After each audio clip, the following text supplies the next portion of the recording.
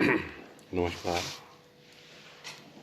आज हम BA part third के पेपर सेकंड मैथमेटिकल इकोनॉमिक्स के अंतर्गत हम फर्स्ट ऑर्डर डिफरेंस इक्वेशन के बारे में बात करेंगे, जिसके अंदर हम कॉ-वेव मॉडल को समझाएंगे। कॉ-वेव मॉडल का प्रयोग सर्वप्रथम 1934 में निकोलस कॉल्डर ने किया था। इस सिद्धांत को एक ही समय में हेनरी शुल्ज, जॉन टिनबर्जन व आर्थर हाउस ने प्रतिपादित किया। सर्वप्रथम हम साम्य बिंदु के बारे में बात करते हैं। साम्य बिंदु, जिस बिंदु पर मांग व पूर्ति फलन एक दूसरे को काटते हैं, वहाँ पर साम्य की निर्धारित होती है तथा वह बिंदु साम्य बिंदु कहलाता है। मांग व पूर्ति में विघ्न हमेशा संतुलन स्थिति को अस्त व्यस्त करेगा, जिससे साम्य कीमत प्रभावित होती है। यदि कीमत में मामूली परिवर्तन हो तो साम्य कहाँ प्राप्त होगा, साम्य प्राप्त होगा या नहीं होगा, इन्हीं सभी तथ्यों का अध्ययन कॉ-वेव मॉडल में किया जाता है। वास्तविक जीवन में किसी वस्तु के उत्पादन में समय लगता है तथा मूल्य परिवर्तन के कारण पूर्ति में तत्काल समायोजन नहीं हो पाता। कृषि क्षेत्र में उत्पादन संबंधी निर्णय बिक्री से एक समय पूर्व ही कर लिए जाते हैं। पिछले वर्ष की कीमतों को आधार मानकर उत्पादन का निर्णय लिया जाता है। अतः किसी वर्ष टी की पूर्ति QT पिछले वर्ष T-1 की कीमतों पर निर्भर करती है। अतः हमारा पूर्ति फलन होगा QTS बराबर S यानी फंक्शन ऑफ PT-1। यानी कृषि क्षेत्र में, विशेषकर कृषि क्षेत्र में जो पूर्ति होती है वो पिछले वर्ष की कीमतों पर निर्भर करती है। या QS T+1 बराबर S यानी फंक्शन ऑफ PT। जबकि मांग उसी वर्ष की कीमत का फलन होती है। QT बराबर D यानी D फंक्शन ऑफ PT।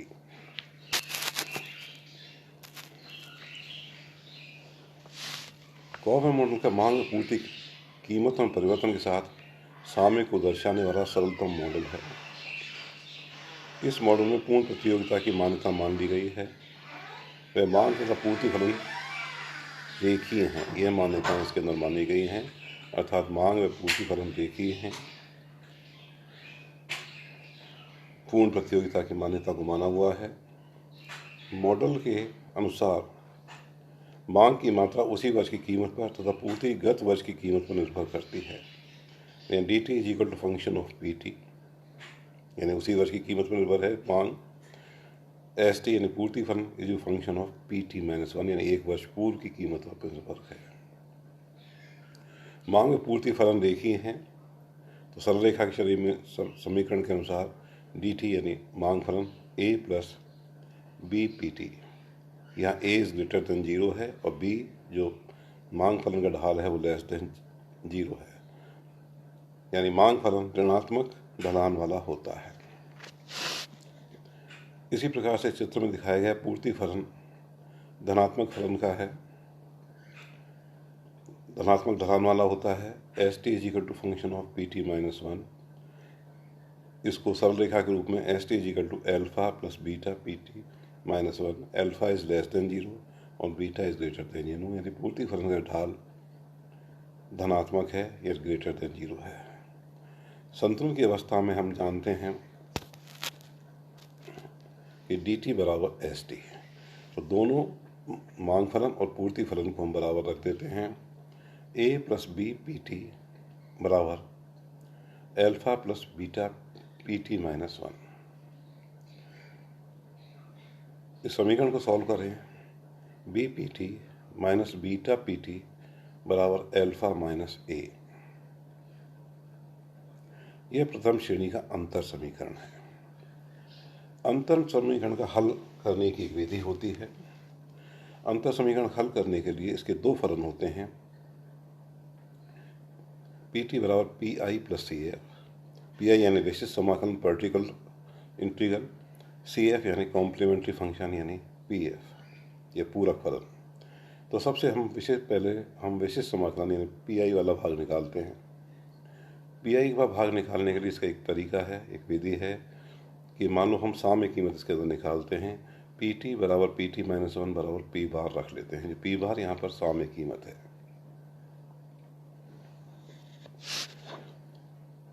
तो हम इन दोनों समीकरण को इसके अंदर हम पी बार लिख दें, पी टी और पी टी माइनस वन की जगह। समीकरण 3 में B P bar minus beta P bar बराबर एल्फा माइनस ए। या पी बार इसके अंदर से कॉमन ले लिया है, बी माइनस बीटा बराबर एल्फा माइनस ए, या पी बार बराबर alpha minus A upon B minus beta. यह साम्य कीमत है। इसे हम 5वां नंबर दे देते हैं। इसी प्रकार से पूरक फलन निकालते हैं। पूरक फलन में समीकरण 3 को 0 के बराबर रख देते हैं। बी पीटा minus beta P T minus one बराबर 0, और पी टी बराबर यदि ए रो की पावर टी मान लिया जाए और पी टी माइनस वन बराबर ए रो की पावर टी माइनस वन रख दिया जाए, तो ये समीकरण हो जाता है बी ए रो की power T minus beta A rho की पावर टी माइनस वन बराबर 0। ए रो की पावर टी माइनस वन इसमें से कॉमन ले लें तो अंदर बचेगा बी रो माइनस बीटा बराबर 0, या रो का मान आ गया बीटा अपॉन बी, यानी पूर्ति फलन का ढाल अपॉन मांग फलन का ढाल, या रो की पावर टी बराबर बीटा बाटे बी की पावर टी। अतः पूर्ण हल हो गया विशिष्ट समाकलन प्लस पूरक फलन यानी P I plus C F, P T बराबर P bar plus A rho T. इनके मान रख दें तो पी टी बराबर alpha minus A upon B minus beta plus A beta बटे बी की पावर टी।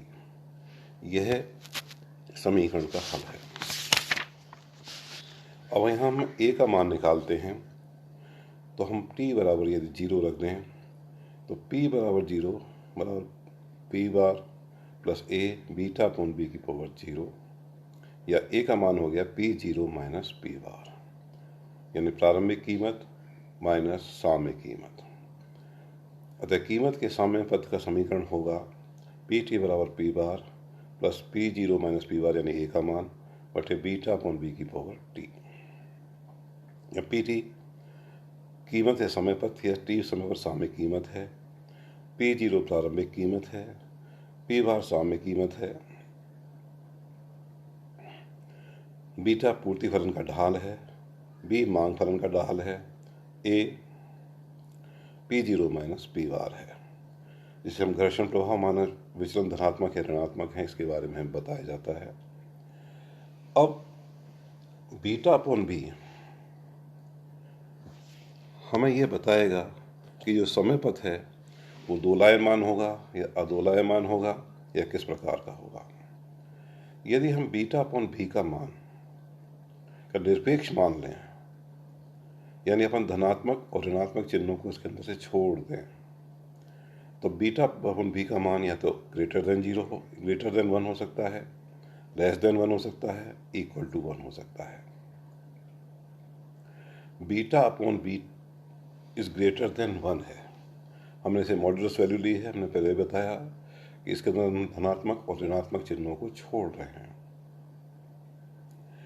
तो जो भी समय पथ होगा वो विस्फोटक होगा या उच्चावचन वाला होगा। यदि बीटा बराबर बी है, 1 का मान है, तो ये जो समय पथ होगा वो नियमित होगा, और beta upon B is less than 1 है, तो जो समय पथ है कीमत का वो दमित होगा, डैम्प्ड होगा। अब यदि हम इसके चिन्हों को भी देखें कि बीटा अपॉन बी ऋणात्मक है या धनात्मक है, जब beta upon B is less than 0 यानी ऋणात्मक है इसका मान, तो समय पर दोलायमान होगा, और अपन बीटा अपॉन बी का मान इज ग्रेटर देन 0 है तो समय पर अदोलायमान होगा। अब दोलायमान में 3 स्थिति हो सकती हैं।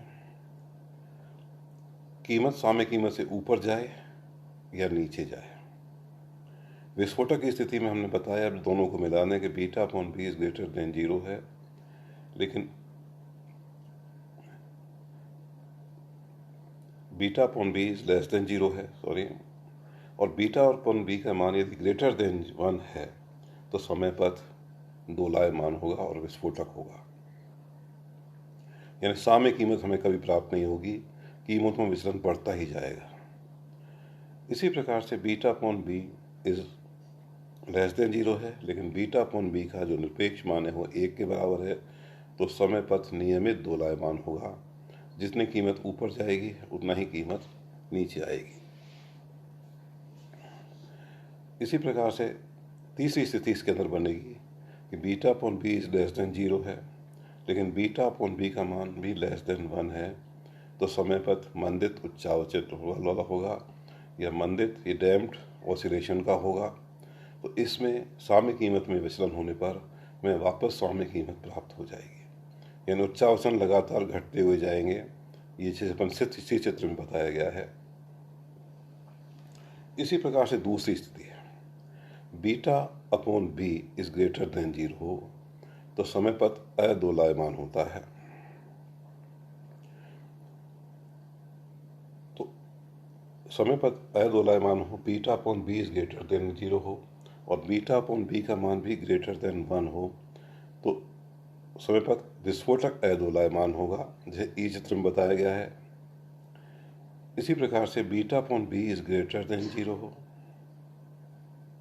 लेकिन बीटा अपॉन बी का जो निरपेक्ष मान है वो लेस देन 1 हो, इसमें समय पथ मंदित अदोलायमान होगा, जिसे अपन चित्र एफ में बताया गया है।